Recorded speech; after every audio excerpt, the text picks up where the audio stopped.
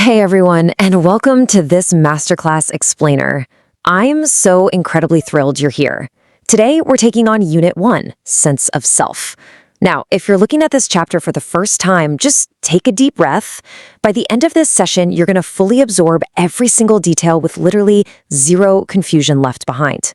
My goal is to make sure you're perfectly prepared to score the absolute highest marks possible in your board exam. We'll break down every concept together, step by step. So let's kick things off with a pretty big question. What makes you, you? Are we defined by the work we do around the house, our gender, or maybe the choices we make when things get tough? Just think about your own everyday life for a second. The expectations at school, the chores at home, or even a quick trip to the local market. Our identity is shaped by all of this stuff. And honestly, that's exactly what this entire unit is all about. Real quick, here are our learning outcomes for today. We'll be covering our position as humans, our responsibilities to society, and our relationship with nature. Keep these three core ideas in the back of your mind because this is exactly what examiners are looking for. All right, moving into Section 1, Mr. Moti and identity. We're going to start with the most familiar concept, family and rural life. This is a story by Bangladeshi writer Rahad Abir. It introduces us to Amin, a 17-year-old boy who suddenly decides to head off to war, leaving his mother, Sonaban, totally alone. Well, actually, scratch that. She isn't entirely alone. She has a 12-week-old cockerel, a rooster named Moti. The whole story beautifully captures everyday rural Bangladesh, waking up, feeding ducks from an earthen bowl, and getting ready for the local bazaar. Let's break down the main events into 3 simple steps so you can perfectly recall the narrative arc for your exam. Step 1. Amin leaves for the war. Step 2. In his absence, Sonaban pours all of her maternal love into protecting Moti the rooster. When neighbors complain about the bird, she defends him fiercely. She even says, "He is my son." Step 3. Tragically, Moti, who just has fighting in his blood, gets into a fight at a fair and dies, leaving Sonaban feeling completely empty and motionless. Now, in the textbook exercises for this story, you're asked to identify words with cultural connotations. Let's define that immediately so you don't get tripped up. A cultural connotation is basically a word or phrase that carries a very specific social meaning in a particular culture. For example, hot bar isn't just a market day. It implies a bustling weekly village gathering. Or areca nuts, which we all know as supari. That isn't just a nut, it's a staple of hospitality in Bangladeshi homes. Using these exact examples in your answers is going to really impress the examiner.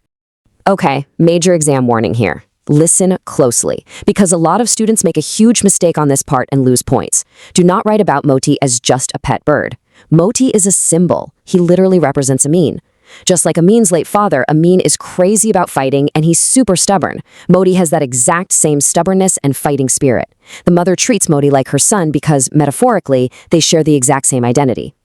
Definitely mark this down. It's a highly testable concept. So, wrap up for Mr. Moti. Remember that our identity is deeply tied to our family traits and our social class.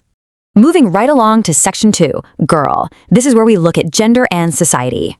This is Jamaica Kincaid's powerful story, Girl, and it's essentially one long, breathless sentence of a mother giving rapid-fire instructions to her daughter. Just listen to some of these rules. Wash white clothes on Monday. Don't walk barehead in the hot sun. Cook pumpkin fritters. And interestingly, don't squat down to play marbles, because, as the mother says, you are not a boy you know. The mother is aggressively trying to shape her daughter to be a proper woman in the eyes of society, basically trying to protect her from social ruin.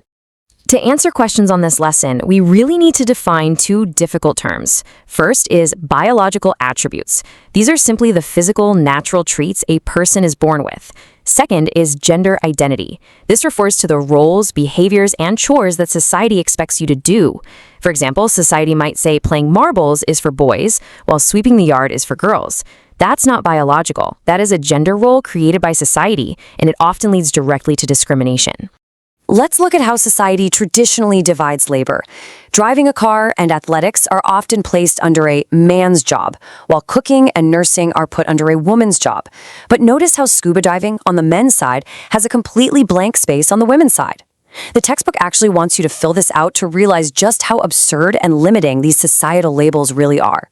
So, to summarize this lesson, society often forces gender roles on us, which can strip away our individual identity. All right, Section 3, Oh Me, Oh Life. We've explored identity through family and gender, and now it's time for our final text, Walt Whitman's famous poem, Oh Me, Oh Life.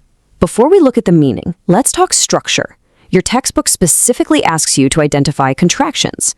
Let's define it. A contraction in poetry is just a shortened word created by dropping letters, usually replaced by an apostrophe, to make the word fit the rhythm of the poem. For example, filled becomes filled, and renewed becomes renewed. If you get a paired work exercise on this, now you know exactly what to look for. The poem actually starts out feeling quite sad. The speaker looks at the plodding and sordid crowds, which basically means dull and miserable people, and he wonders, what is the point of life? But then comes the answer, and it's absolutely beautiful, that the powerful play goes on and you may contribute a verse. The powerful play is the ongoing history of humanity. Your identity is shaped by the unique verse, the actions and legacy you choose to leave behind. So the big takeaway here is that despite life's darkness, finding your personal purpose is what defines your true identity. On to Section 4, Board Exam Q&A Structure. Let's talk strategy. Okay, you know the stories and the poem. Now let's get you ready for the test itself. Here's your mental model for the 4 levels of creative questions. Level 1 is knowledge. This just tests basic facts, like, who is Moti? You answer in one direct sentence. Level 2 is comprehension. This tests meaning. Why does Sanaban protect Moti? Here you explain the why, because he reminds her of her son. Level 3 is application. This tests relatability. You might be asked to link Sanaban's maternal instincts to mothers in your own village. And finally, Level 4 is higher order. This requires analysis, like evaluate Moti as a symbol of Amin's identity. This is where you judge the theme and connect all the dots. Section 5, Summary and Shortcuts. We're in the final stretch. It's time to lock all of this valuable info safely into your memory. Here's a rapid wrap-up of the unit. Mr. Moti shows us how identity is shaped by family traits and social class. Girl reveals how society forcefully constructs gender roles. And Oh Me, Oh Life teaches us that despite life's miseries, our ultimate identity is found in our personal purpose.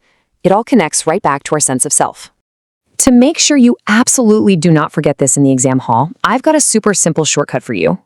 Just remember the acronym MGO. Moti stands for class, girls stands for gender, O Life stands for purpose. Literally, just write MGO at the top of your scratch paper when you sit down, and you'll instantly remember the core themes of all 3 lessons.